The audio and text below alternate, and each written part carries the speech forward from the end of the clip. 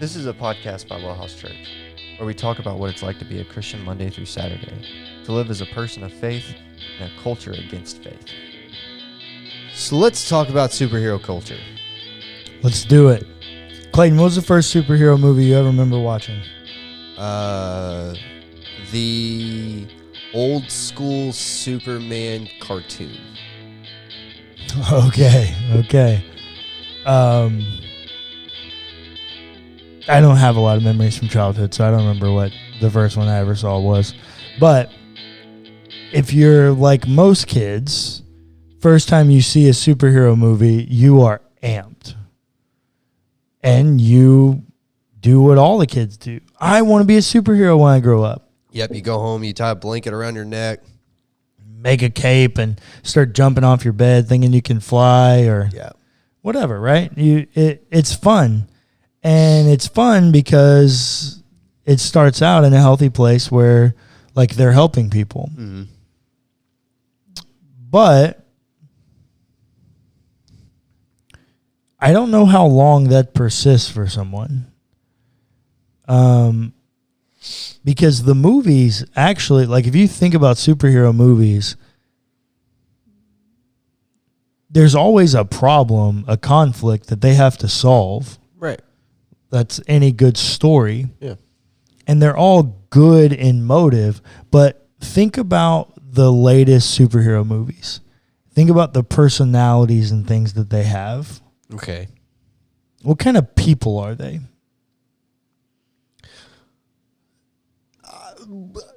It's hard to generalize that. It is. Because there are so many different ones with so many different personalities. There are, but overall, the movies end up being more about them and their life than the good things they do.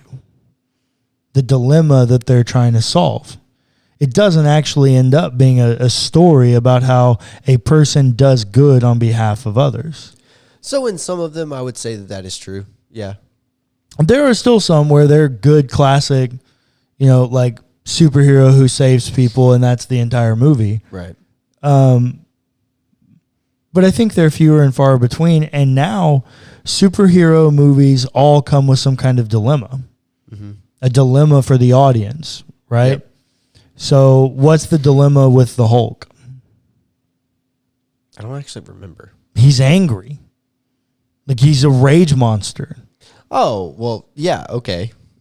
Kind of a big problem because, like, now you've got this quote-unquote superhero who actually has a massive ethical dilemma, but yet he's praised for, when he gets angry, the things that he can do. Okay, interesting. Robert Downey Jr., Iron Man #1. Mm-hmm. What's the ethical dilemma for the audience? The guy's a drunk and a womanizer and a terrible human being. He's also arrogant. I see where you're going with this now. The unethical things within the hero themselves. Mm-hmm. I see. I thought when you said dilemma earlier, I thought that you were talking about, like, the tension of the story. In that, like, there is some sort of evil force. I thought that's what you were talking about. That's tension. Right. That's what I thought that you were talking about. No. Tensions build story. Dilemma is like an ethical conundrum for an audience. Okay. So, yeah, there's always going to be tension. There's always going to be, and that's in any movie. Yeah. I mean, think about. It's in any good story. Yeah, and any good story lives and dies on tension. So, like, in a romantic comedy, or heck, pick The Notebook, right? What's the tension? That they really want to be together, but life's keeping them apart, finally to the point that their stubborn selves go, hey, we're just going to be together. And it's like, oh, okay, cool. That's the tension. There's a tension that exists that creates the story. The story in any superhero movie is going to be some kind of good versus evil tension. Right. But there is, more times than not, some kind of dilemma that the audience that's put before the audience that they must wrestle with. That is, hey, this person does good, but they have a massive ethical dilemma that's put before them. And so because the massive ethical dilemma is placed, so much of the storytelling ends up being about the dilemma and not about the tension. Do you see? I would say that that's some of the time, yes. Okay. In that, what does that do for a little kid? What messaging is that sending to children? That it's less about who I am as a person and more about what I do. Or that it's okay to do whatever I want to do as long as I do some kind of good? Yeah. And it also says that in order to do good, I must be a person of power. Mm-hmm. Because they are superheroes. Yeah. Like they have are people of power. They have powers and are people of power. And so it creates this mixed messaging. It says, number one, in order for me to do good, I must be a person of power. And number two, it doesn't matter how I live my life or if I have these dilemmas, as long as I do some kind of good. Yeah. Do you not think those same justifications created the Mark Driscolls of the world?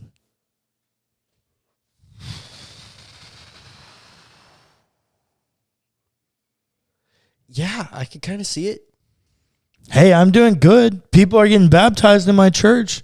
People are coming to know Jesus. Yeah. I'm oppressing women and I'm a jerk and I'm mean to my staff, but Jesus is being preached. I'm doing some good, so that justifies my unethical behavior. And oh, by the way, I'm a person of power now.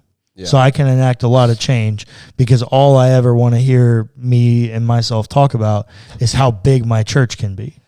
Actually, that's Mark Driscoll talking, by the way. Yeah, I actually heard on a podcast today him say that he only ever wanted to be a member of one church, Mars Hill. His own church. Oh my gosh. So I think superhero culture has created some dilemmas for us in that regard. Yeah. I also think superhero culture has assisted in creating celebrity culture because the superheroes are who they are. They're so popular. They're popular. Everybody knows who they are. Everybody knows who they are, and that's another large piece of the story. And another piece of the dilemma is, how does the hero interact with civilians? Mm-hmm. That's the Iron Man deal, right? He's a jerk.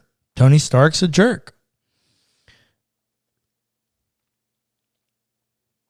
It creates this need to be liked and adored, which creates this kind of image conscious world that we live in through Instagram and putting our best foot forward in order to be popular. I mean, think about it. We even on Instagram, it's about how many followers you have. Yeah. That's a statement of being popular, being liked, wanting someone, like people wanting to follow and be invested in what you're doing. Would you say that's maybe not the total and most fair picture of superhero culture? I definitely think it's a cynical view, but would you say that it's a fair interpretation of superhero culture? Absolutely, I would say that's fair. Excuse me. Yeah, absolutely, I would say that's fair. It's hard for me, though, because then I see the other side of it, which is, so you talked about Iron Man, right? Look at Captain America and Steve Rogers, right? Just a stand-up dude. Mm-hmm. And like, I'm going back through everything that I know about the modern Steve Rogers. There's nothing really unethical there to pick at. That's probably true. Or like the new modern Tom Holland, Peter Parker, right? Like what that's doing is promoting just good people doing good things. Well, it still creates the power issue. Oh, for sure, it has the power issue. Yeah, the superhero. Anytime that someone's a superhero, it's going to create the narrative that in order to do good, I must be a person of power. Yeah, which, in some way, that's kind of true.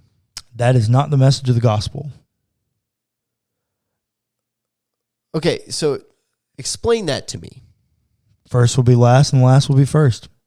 It is not the message of the gospel that you need to be a person of power in order to make a difference in the world.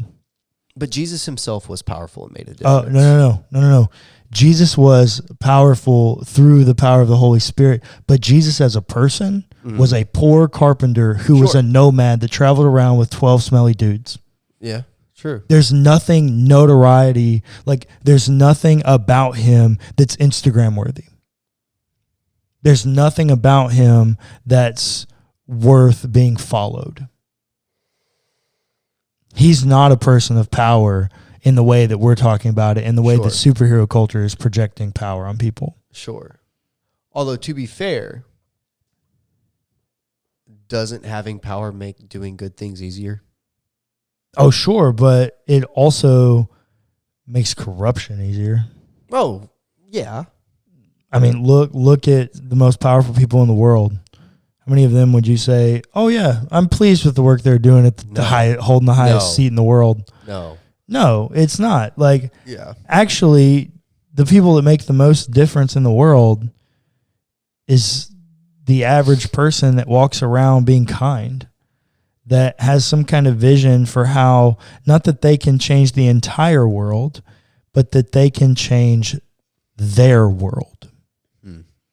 That they can impact and change the world of those that they come in contact with. There are those people that I think God has done amazing work through, and they were the right people to be in power at such a time as this. Abraham Lincoln. Not a huge fan of Abraham Lincoln, kind of a dude that talks out of both sides of his mouth, but Emancipation Proclamation is kind of a big deal. Happy that happened. Glad Abe Lincoln is president at that time to make that happen. Yeah. But for the most part, when I look through history, power just corrupts. People can get positions of power with good intentions. A friend of mine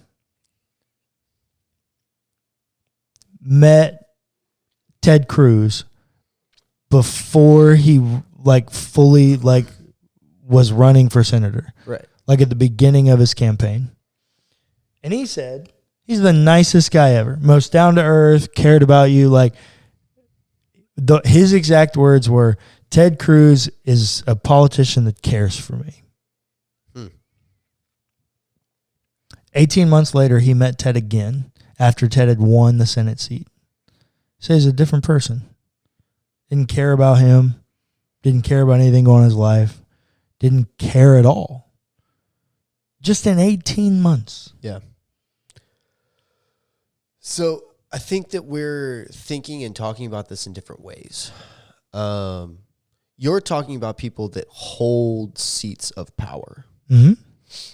I'm talking about social capital kind of power. And what? So walk that out. First of all, how are they different? Because people that hold positions of power also have social capital. Sure, agreed. But the fact that you and I are both white, straight, cisgendered males, are Christian and able-bodied, gives us power, but we do not hold seats of power. Yeah, see, that's where I would make a difference. We don't have power; we have privilege. Okay, but in the conversation of power, privilege comes with it. Or privilege comes with power. Privilege helps you get power. But privilege doesn't naturally mean power. I mean, think about, and not to be crude on this, but think about the poor, white, cisgendered, loves Jesus, Cajun from Louisiana that's also a meth head. Mm-hmm. And that person's never going to be a person of power, but they are absolutely a person of privilege.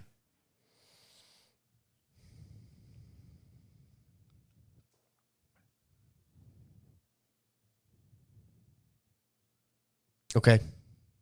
Just because you're a white dude that is cisgender doesn't mean you have power.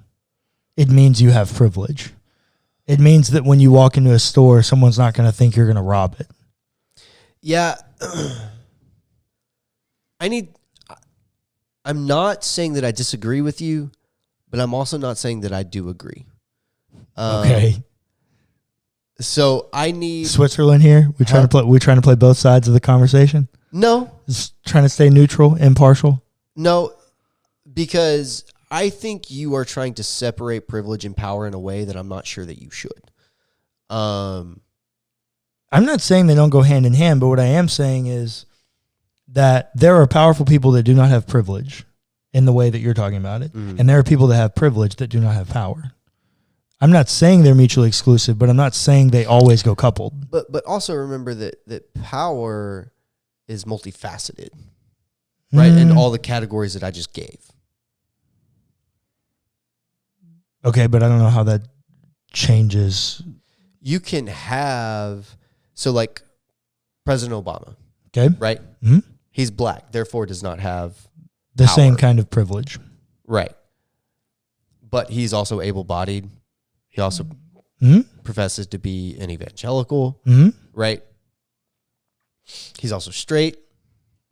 So he has these elements of power, just not this one. Of privilege. See, I'm not, he's still a very powerful man. He wasn't always, though. No, that's true. That's the fair. deal. Power is something you grow into. Privilege is something you have. This has become a very different conversation. Well, but I'm like, just. I need to think about that because that is the wording that was taught to me in social work classes. Well, that's really unfortunate because that's just not how I think most people view that. I think that you are being super specific.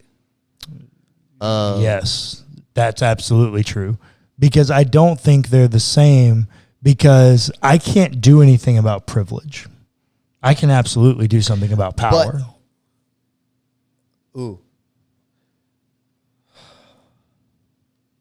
Your privilege gets you to places of power. My privilege helps me get to places of power, but it does not guarantee them to me. The meth head. Your privilege doesn't guarantee you power. It guarantees you privilege. Just in the same way that not all people who end up in power have privilege. I think Kamala Harris is a great example. Like they do not always go hand in hand. They must be separated. They are not the same. Okay.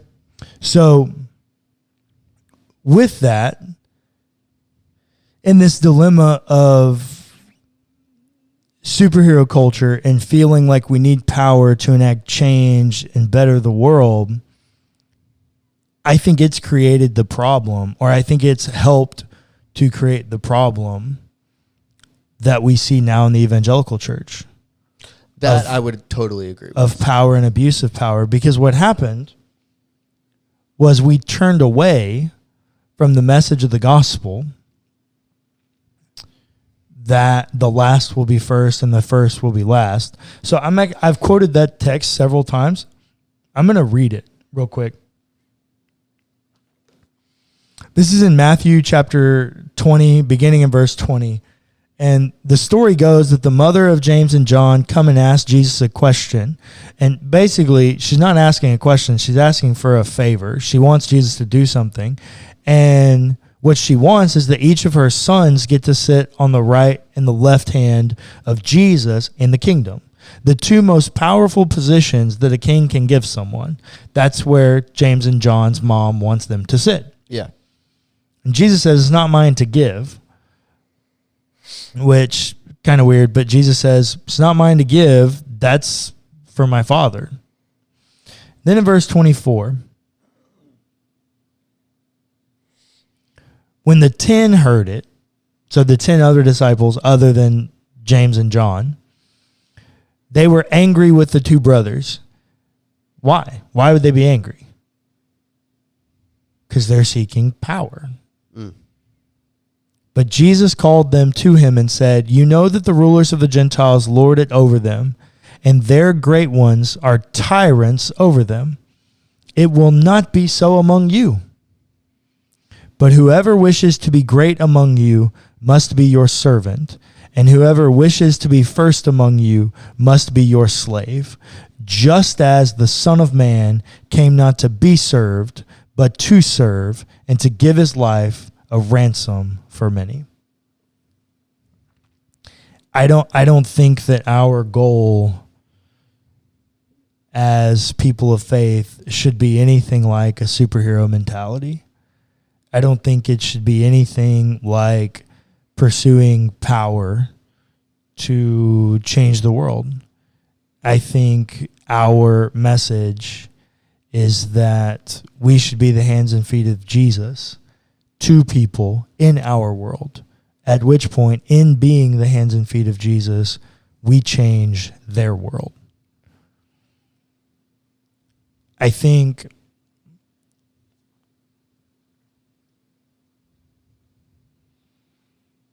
too often we've seen people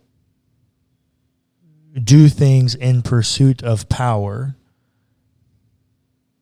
and they can even be pursuing power for good things. But very quickly after achieving power or getting to places of power, they abandoned their good deeds for deeds of greed, deeds of abuse, deeds of making themselves more money.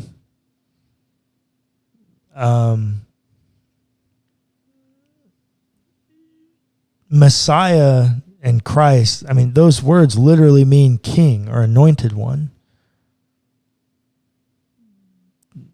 If I'm honest, Jesus doesn't look like any king I've ever seen before. All of his power are actually symbols of anti-power. Nothing about Jesus is a powerful person. He's actually the lowest of the low. He lives in a village. He's poor. He's a carpenter, so he's a tradesman. Like literally, there's nothing about Jesus that's powerful. And yet, even the story tells us he's our king. He's our superhero. He's our savior. He's elevated on a cross. He's given a crown of thorns. His sash of royalty is ruined in blood. There's nothing powerful about it at all. And that's the one that actually saves us. I think superhero culture has perpetuated a problem that is easily anti-gospel because it makes prominent all the things that we're not supposed to pursue. We are supposed to be people of grace, serving people in need of grace.